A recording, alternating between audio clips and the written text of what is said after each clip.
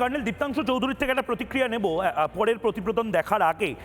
Colonel Chowdhury, আপনি যে কথাগুলো খুব স্পষ্টভাবে বলছিলেন তার মধ্যে থেকে একটা খুব স্পেসিফিক জায়গা আমার কানে লাগলো। এই জামাতিদের, এটা দীপাঞ্জন দাও বলছে, এই জামাতিদের একটা নির্দিষ্ট মাকসাদ রয়েছে, একটা টার্গেট রয়েছে, এবং তাতে আমাদের এপারের ছেলেমেয়েদেরও মগজ ধোলাই করার প্রভূত সম্ভাবনা রয়েছে। এটা কি ঠিক?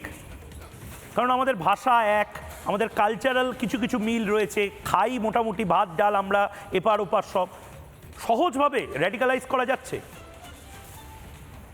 ময়ূক, আপনি যেটা নিয়ে সকাল থেকে চর্চা করছেন, এই ইতিহাসের বোঝা আমরা নিয়ে চলেছি 17ই অগস্ট 1947। একজন স্যার সিরিল র্যাটক্লিফ 5 সপ্তাহের মধ্যে উইদিন 5 উইকস একটা লাইন টেনে দিয়েছে। একদিক বাংলাদেশ হয়ে গেছে, তখন পূর্ব পাকিস্তান আর ভারতবর্ষ। একটা লাইন, সেই লাইনটা কারোর উঠোনের ওপর দিয়ে গেছে, যেটা আপনি বারবার দেখাচ্ছেন, কোনো নদী, কোনো চাষবাসের জায়গা, তার উপর দিয়ে একটা লাইন টেনে দিয়েছে। গ্রাউন্ডে কেউ চেক করেনি, যেটা অনেকটা বেশি, যেটা আপনি বারবার প্রথম থেকে বললেন পাঞ্জাবে হয়েছে এবং ওটা সিল্ড হয়েছে। সেই জায়গা থেকে বুঝতে হবে যে আমাদের আজ পর্যন্ত যে complete Indo Bangla border 4096 kilometre, Assam complete 4096 kilometre, তার মধ্যে পশ্চিমবাংলা 2217 কিলোমিটার। বহু জায়গায় এখনো কাঁটাতার, আমরা বলছি বর্ডার ফেন্সিং হয়নি। তবে কাঁটাতার is not the only objective. একটা বর্ডার ইন্টিগ্রেটেড ম্যানেজমেন্ট, অর্থাৎ border integrated infrastructure and management, এটা শুধু কাঁটাতারের ওপর হয় না। এটা অনেক জায়গায় নদী আছে, সে তার উপর তার কাঁটাতার নেই, সেখানে আপনি যেটা দেখালেন কয়েক মিনিটের মধ্যে এপার ওপার যাওয়া যায়। টাকির ইছামতির এই পার ওই পার যখন ইচ্ছে যাওয়া যেতে পারে, যদিও সেখানে পেট্রোলিং চলে। তো হয় এখানে একটা ইলিগাল ইনফিলট্রেশন হয়, এবং জামাতের একমাত্র অবজেক্টিভ সেটাই। এবং আপনার যেটা নিয়ে আপনি আমার প্রশ্ন করলেন যে এটা কি ইজিলি র্যাডিকালাইজ করা যায়, মৌলবাদী শক্তি এই পারে কি সোজাভাবে আসা যায়? হ্যাঁ, সোজাভাবে আসা যায় বলেই আমরা কালিয়াচক, এই মালদায় ব্লক 1 ব্লক 2, আপনার অনেক জার্নালিস্ট যারা যাচ্ছেন আজকে এই চিত্র আমাদের সামনে ধরে তুলছেন। আমরা অনেকে জানি, কিন্তু পশ্চিমবাংলার 10 কোটি মানুষের দেখা উচিত কিভাবে যে এরা এপার ওপার করতে পারে, যেটা আপনারা সকাল থেকে দেখাচ্ছেন।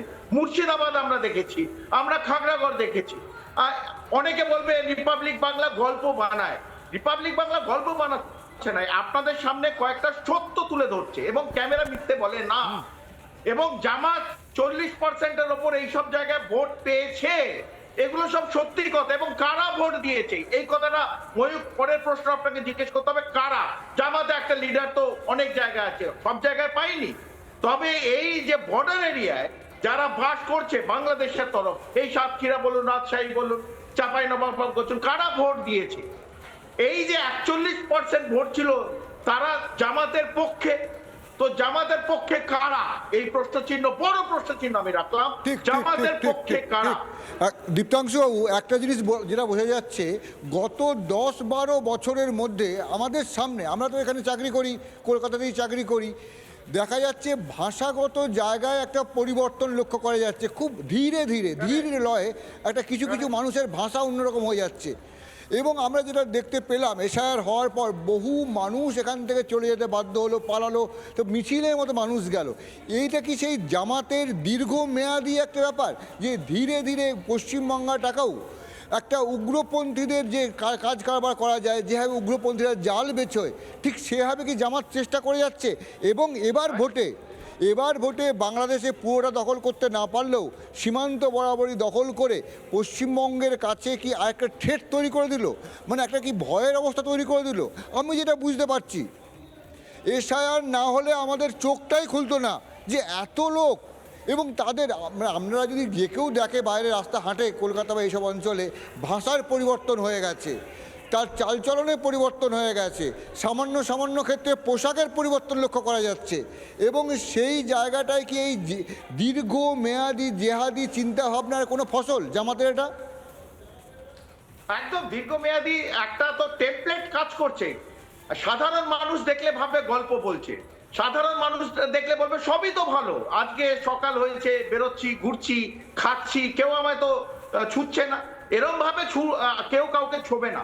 কিন্তু একটা যদি বিস্ফোরণ হয়, কয়েক হাজার লোক, কয়েকশো লোক মারা যাবে, সাধারণ নিরীহ মানুষ। পাহেলগাঁও দেখে দেখে ধর্ম জিজ্ঞেস করে মেরেছে।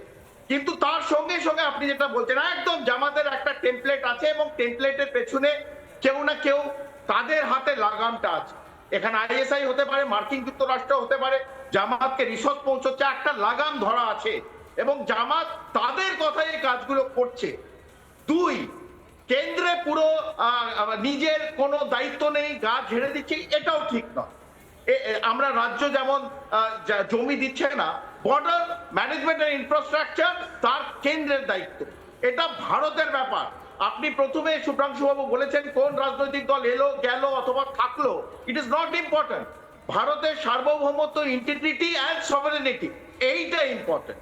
এবং তার জন্য ভারতের স্বরাষ্ট্র মন্ত্রক অথবা যাদের দায়িত্ব বর্ডার ম্যানেজমেন্ট, হোম মিনিস্ট্রি, আমরা শুনছিলাম যে যেভাবে আপনি বলছিলেন এবং কিছুক্ষণ আগে আমরা আমাদের অপর গেস্টের কাছ থেকেও শুনছিলাম যে দীপাঞ্জন চক্রবর্তী তিনিও বলছিলেন যে কিভাবে আইএসআই এর হাতে একটা রাশ রয়েছে, আর আপনি যেটা বলছেন অন্য কোনো অদৃশ্য শক্তির হাতে এই জামাতের রাশ এতদিন ধরে ছিলই, এবার তারা আবার মাথা চারা দিয়ে উঠেছে। নানা ধরনের কন্টেন্ট দেখার জন্য লাইক করুন, শেয়ার করুন আমাদের ফেসবুক পেজ, সাবস্ক্রাইব করুন আমাদের ইউটিউব চ্যানেল। পাশাপাশি অন্যান্য ব্রেকিং নিউজের জন্য অবশ্যই চোখ রাখুন রিপাবলিক বাংলায়।